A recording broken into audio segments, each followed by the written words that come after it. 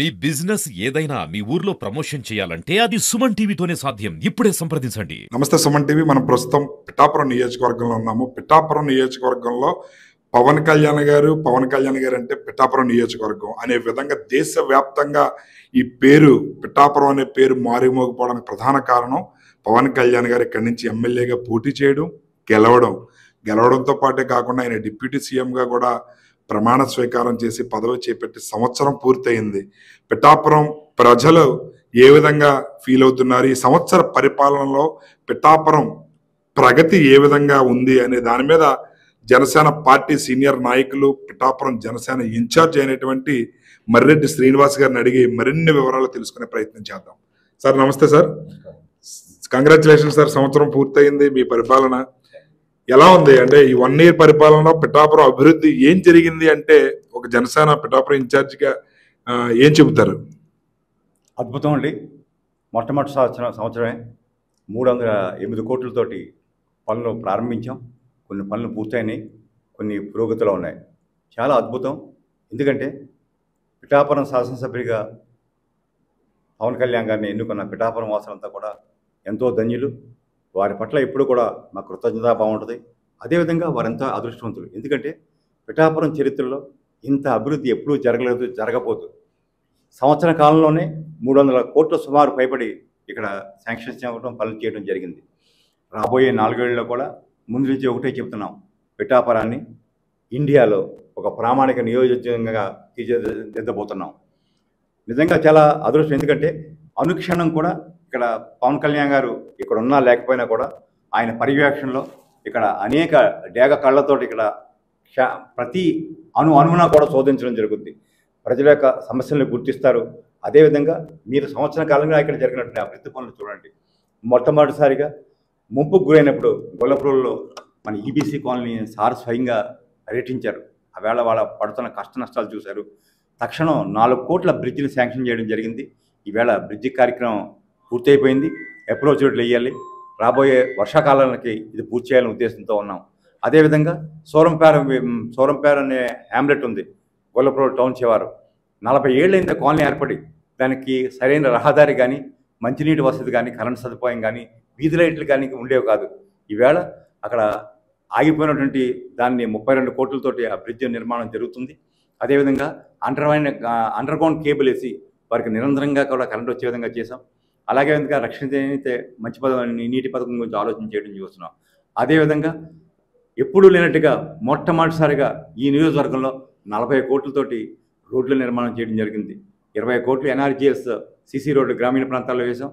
11 కోట్లు బీటీ రోడ్లు వేయడం జరిగింది. అదేవిధంగా 10,85 లక్షలతోటి ఆర్ఎన్బి రోడ్ల యొక్క రిపేర్ చేయడం చూడడం జరిగింది. అదేవిధంగా ఎప్పటి నుంచో కళలు కంటున్నటువంటి 100 పడకల ఆసుపత్రిని 36 కోట్లతో గ్రాంట్ ఇవ్వడం జరిగింది. అదేవిధంగా ఆర్ఓబి నిర్మాణం ఎప్పటి నుంచో కూడా పెండింగ్లో ఉంది. దానికి సంబంధించి కూడా 64 కోట్లతోటి అది శాంక్షన్ అవ్వడం జరిగింది. అదేవిధంగా నియోజకవర్గంలో ఉన్నటువంటి అనేక పాఠశాలలో ఎన్ని ఏళ్లగా అపరిష్కృతంగా ఉన్నటువంటి బౌండరీ వాల్ సమస్యను ఈవేళ సార్ ప్రత్యక్షంగా వచ్చిన వినతుల ఆధారంగా శాంక్షన్ చేయడం జరిగింది. ప్రమాదమే అన్ని స్కూళ్ళలో కూడా దరిదాపు పూర్తయిపోయాయి. అదేవిధంగా గొల్లపురంలో కావాల్సినటువంటి వాడి అవసరాలు తీర్చడం కోసం 4 కోట్లతోటి ఉన్న ఎగ్జిస్టింగ్ వాటర్ మీ అందరికీ తెలుసు. ఇక్కడ కేవలం అన్నీ కూడా ఎక్కువగా బోర్ వాటర్ మీద డిపెండ్ అయ్యి, లేకపోతే ఏలేరు వాటర్ మీద డిపెండ్ అయినటువంటి నీటి పథకాలే.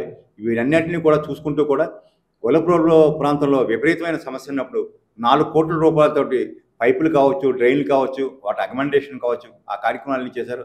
అదేవిధంగా మన పిహెచ్సి కట్టడం జరిగింది. అదేవిధంగా ఎంఆర్ఓ ఆఫీస్ కట్టడం జరిగింది.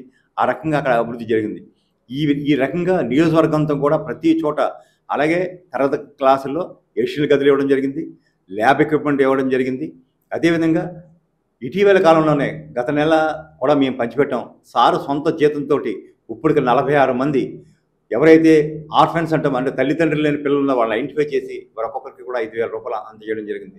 నిజంగా కూడా ఒకటే చెప్తాం, పవన్ కళ్యాణ్ యొక్క ఇన్ని లక్షలాది మందికి ఆరాధ్య దైవంగా మారడానికి ముఖ్య కారణం ఆయన వ్యక్తిత్వం, ఆయన అనుసరించే విధానాలు.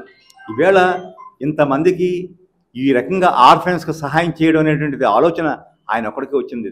ఎందుకంటే ఆయనది విలక్షణమైన ఆలోచన. ఎక్కడో దుక్కున ఎక్కడో ఒక స్పృశిస్తారు, ఎవరో ఒకరు చెప్తారు, ఇక తల్లిదండ్రులు లేరు, వీళ్ళు ఇబ్బంది పడుతున్నారు, దానికి ఏం చేయాలన్నారు. దానికి మొత్తం నియోజకవర్గాన్ని జల్లెడ పట్టారు. 46 మందిని మొదటి దాంట్లో గుర్తించాం. ఇప్పుడే ఇంకొక 5 మందిలో వచ్చారు. వీరిని కూడా చేస్తాం. వారిని కూడా ఇంక్లూడ్ చేసి ప్రతి నెల సార్ జీతం నుంచి 5,000 ఇవ్వడం. అదేవిధంగా ఒక ఎలక్ట్రీషియన్ కరెంటు కొట్టి చచ్చిపోవడాన్ని తెలిసిన తర్వాత సారు మొన్న వీరందరినీ కూడా ఈ నియోజకవర్గంలో ఎలక్ట్రీషియన్ అందరినీ ఐడెంటిఫై చేసి వారందరికీ కూడా కిట్లు అందజేయడం జరిగింది. దీని పర్పస్ ఏంటంటే కనీసం ఆ గ్లోవ్స్ కానీ ఆ షూస్ కానీ వేసి పనిచేస్తే ఎటువంటి ప్రమాదం జరగదన్న ఉద్దేశంతో అటువంటి కార్యక్రమాలు చేపట్టారు. అదేవిధంగా మొన్న ఈ వర్షాలకు ముందు మన అవుతుంటే ఒకరోజు నేను రిపోర్ట్ చేశాను, సార్ ఇక్కడ టార్పాలిన్ లేక ఇబ్బంది పడుతున్నారంటే 3వ రోజున 2,000 టార్పాలిన్స్ ఈ నియోజకవర్గంలో పంపారు.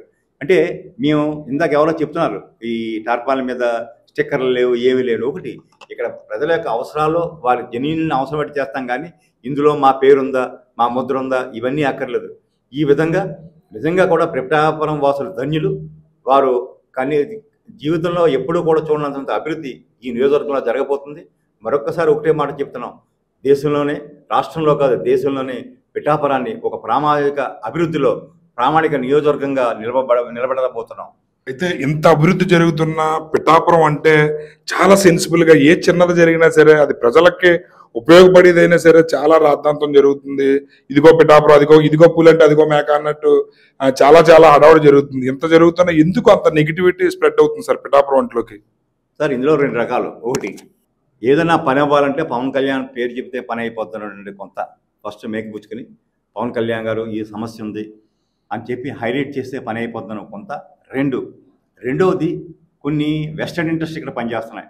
ఒక మాఫియా కావచ్చు, వేరే రకమైన గతంలో ఒక వరవడికి అలవాటు పడిపోయి డబ్బుని ఈ స్కీములన్నీ ఆధారంగా చేసిన సంస్థాగతంగా ఉన్న వ్యక్తులు వ్యవస్థీకృతం అయిపోయి ఉన్నాయి.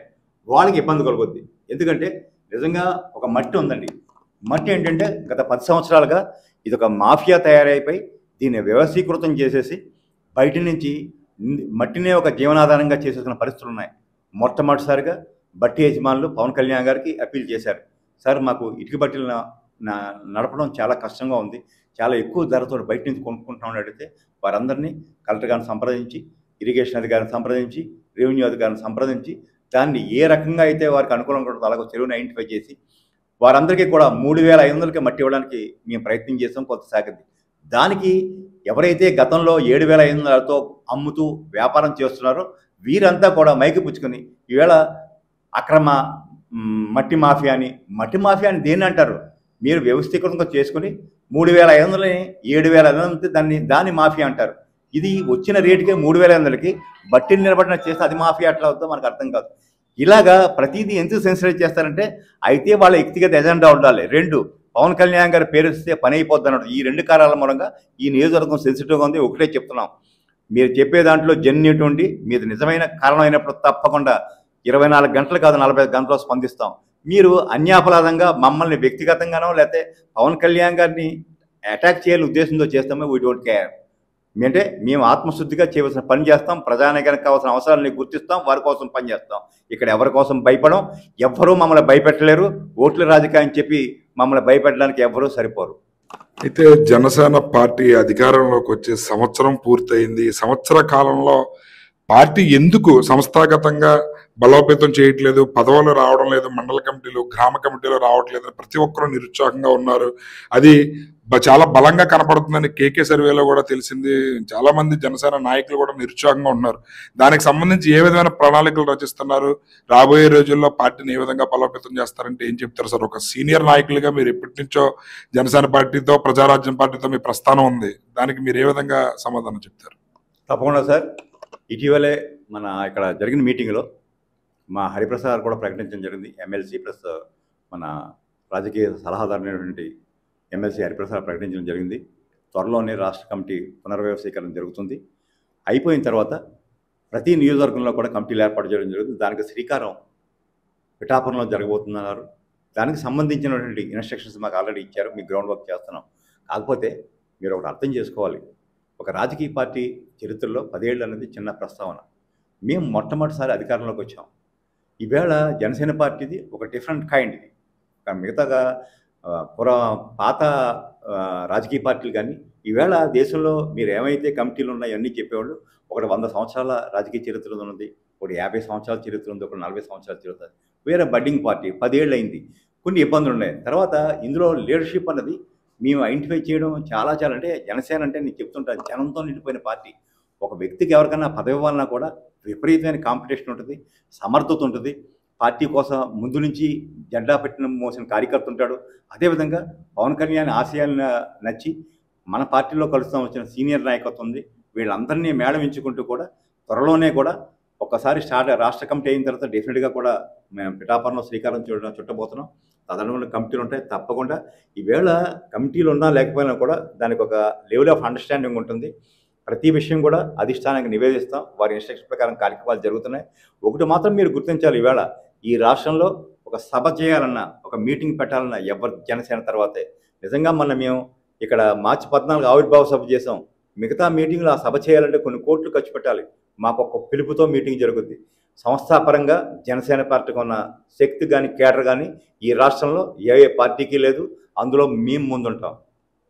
రైట్, చూశారు కదా Janasena party Pithapuram in charge senior నాయకులు మర్రెడ్డి శ్రీనివాస్ గారి స్పందన. పిఠాపురం నియోజకవర్గం అభివృద్ధి పదంలో వెళ్ళడానికి ప్రధానంగా 308 కోట్ల రూపాయల సంవత్సర కాలంలోనే కేటాయించారు. దానికి ఎన్నో అభివృద్ధి కార్యక్రమాలకు శ్రీకారం చుట్టారు. 30 పడకల ఆసుపత్రిని 100 పడకల ఆసుపత్రిగా, అదేవిధంగా రైల్వే ఓవర్ బ్రిడ్జికి సంబంధించి నిధులు, గొల్లపురలు, సూరంపేట 42 సంవత్సరాలుగా తీరని సమస్యను పవన్ కళ్యాణ్ గారు కేవలం సంవత్సరంలోనే పరిష్కారం దిశగా అడుగులు వేశారు. జగనన్న కాలనీ వాసుల కష్టానికి ఆయన భరోసా ఇచ్చి ఆయన స్వయంగా వెళ్ళి చూసి ఆ బ్రిడ్జి నిర్మాణానికి పనులు శ్రీకారం చుట్టారు. కేవలం నెల రోజుల్లోనే అది ప్రారంభానికి సిద్ధంగా ఉంది. దాని పనులు కూడా పూర్తయ్యాయి. రైతులు వర్షాకాలంలో టార్పాలిన్స్ లేక ఇబ్బందులు పడుతుంటే ఆయన సొంత నిధులతో టార్పాలిన్స్ కొని పంపించారు. అదేవిధంగా తనకు వచ్చే నెల జీతం ఏదైతే ఉందో దానిని పిఠాపురం నియోజకవర్గంలో తల్లి తండ్రి లేని అనాథలు ఎవరైతే ఉన్నారో వాళ్ళందరికీ 5,000 రూపాయల చొప్పున తన జీతాన్ని మొత్తాన్ని కూడా కేటాయించడం జరిగింది. ఇప్పటికీ 46 మందిని ఫైండ్ అవుట్ చేశారు. ఇంకొక 5గురు ఉన్నారు. మొత్తం 52 మందికి కూడా నెలకు 5,000 రూపాయల చొప్పున పంపిణీ చేయడం ఏ రాజకీయ నాయకుడు చేయలేని పనిని మా నాయకుడు చేస్తున్నాడని మేము గర్వంగా చెప్పుకోగలమని చెప్పి కూడా తెలియజేస్తున్నారు. ఎలక్ట్రీషియన్స్ కి కిట్లు అందజేయడం దగ్గర నుంచి కష్టం వస్తే నేనున్నాను అని భరోసా ఇవ్వడంలో మా నాయకుడు తర్వాతే ఎవరైనా అని చెప్పి చాలా సగర్వంగా చెప్తున్నాము చెప్పి కూడా తెలియజేస్తున్నారు. అదేవిధంగా రాబోయే రోజుల్లో పార్టీని బలోపేతం చేయడానికి మా వంతు కేవలం 2-3 నెలల్లోనే పార్టీని బలోపేతం చేస్తాము. నాయకులు ఎవరు అధైర్య పడొద్దు అని చెప్పి కూడా తెలియజేస్తున్నారు. కెమెరామెన్ రవికుమార్తో శ్రీనివాస్, సుమన్ టీవీ.